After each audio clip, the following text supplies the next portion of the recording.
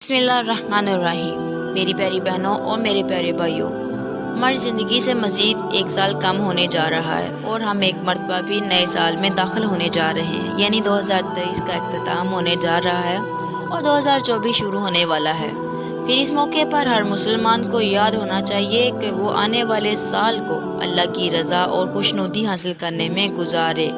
ये मौका ऐसा है कि हर इंसान को इस मौके पर अपनी ज़िंदगी का मुहासबा करना चाहिए। जो साल गुजरा है, इस साल का मुहासबा करना चाहिए और ये सोचना चाहिए कि हमारा ये साल कैसे गुजरा है। साल हमने अपना वक़्त अल्लाह को याद करने में, अल्लाह की रज़ा को हासिल करने में, या फिर हमारा साल गफलत के अंदर गुजरा है।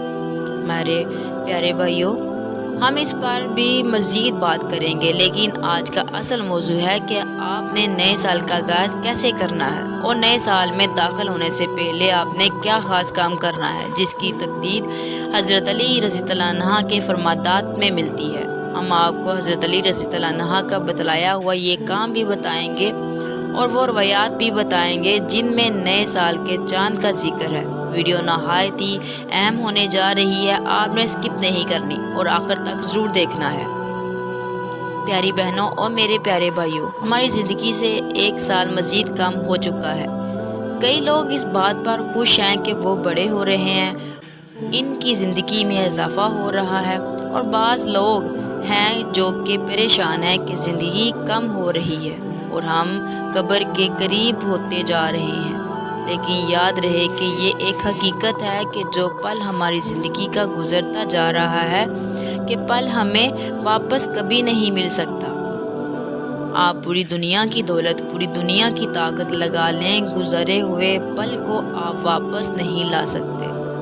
किसी तरह से जो साल हमारी ज़िंदगियों से गुज़रा और गुज़र चुका है, पूरा हो चुका है, वो अब हमारे हाथों से चला गया है। इसको हम वापस नहीं ला सकते। अलबत्ता हमारे पास ये मौका है कि हम अपने आने वाले साल के लिए सोचें कि इसको कैसे गुजारना है। हमें चाहिए कि गुजरे हुए साल का मुहासबा करें और अपनी ज़िंदगियों से बारे में सोचें कि हमने ये साल और गुजरी हुई ज़िंदगी कैसे गुजारी है। गफलत में गुजार दी, या फिर दुनिया को हासिल करने में गुजार दी, या फिर अपनी आखिरत के लिए भी कुछ तोशा हमने जमा किया है कि अपनी ही मर्ज़ी, अपनी ही चाहत वाली ज़िंदगी में लगे रहें, या फिर अपने रब की चाहत को भी हमने पूरा करने की कोशिश की है।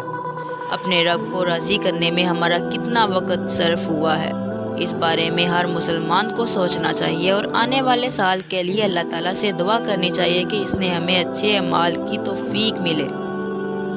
हमें अपने लिए दुनिया और आखिरत की अफादियत मिलनी चाहिए और गुज़िश्ता साल के लिए माफ़ी मांगनी चाहिए कि जो गफलत हुई इस पर नदामत हो। प्यारे भाइयों, हम बात कर रहे हैं कि तो इस काम की जो कि आपने नए साल से पहले ज़रूर कर लेने हैं। तो चलें इस बारे में हज़रत अली रज़ियल्लाहु अन्हु का फरमान बताते हैं।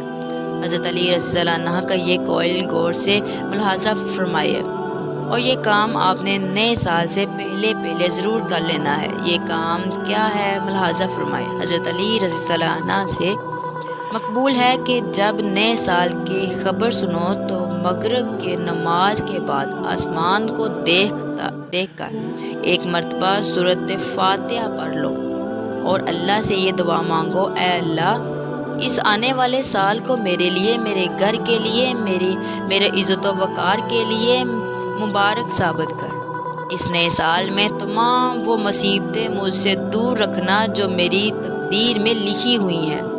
इन तमाम परेशानियों से मुझको महफूज रखना जो मेरे बदो अमाल के सबब इसे नए साल में मुझे मिलती हैं। जैसे तुम ये दुआ आसमान को देखकर मांगोगे तो अल्लाह पाक अपने फरिश्तों को हुक्म देगा कि जाओ, इस बंदे ने नए साल का आगाज़ मेरी रहमत की तरफ देखकर किया है। सुभान अल्लाह। इसकी कुदरत है कि तमाम परेशानियां और गम ख़त्म कर दो और हर वो दुआ इसके लिए, इस नए साल के लिए पूरी कर दो जो ये अपने दिल में रखता है। اور یوں یہ نیا آنے والا سال اس انسان کے لیے مبارک ثابت ہوتا ہے۔ پیاری بہنوں اور پیاری بھائیوں، آپ نے ملاحظہ کیا کہ حضرت علی رضی اللہ عنہ نے جو کام تعلیم کیا ہے وہ بھی ایک پیاری دعا ہے، اور ہم اپنے پیارے آقا سرور دو جہاں صلی اللہ علیہ وآلہ وسلم کی تعلیمات کو دیکھتے تو آپ صلی اللہ علیہ وآلہ وسلم نے بھی ہمیں زندگی کے ہر موڑ کے لیے، زندگی کے ہر پہلو کے لیے دعا بتائی ہے، اور یہ درس دیا ہے کہ انسانوں کو چاہیے کہ ہر موقع پر اپنے رب کو یاد کرے اور اپنے رب کے سامنے درست علاج فرمائے۔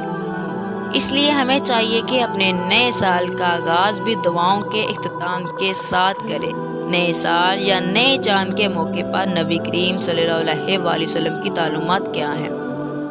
آئیں آپ کو اس بارے میں بھی چند روایات بتاتے ہیں۔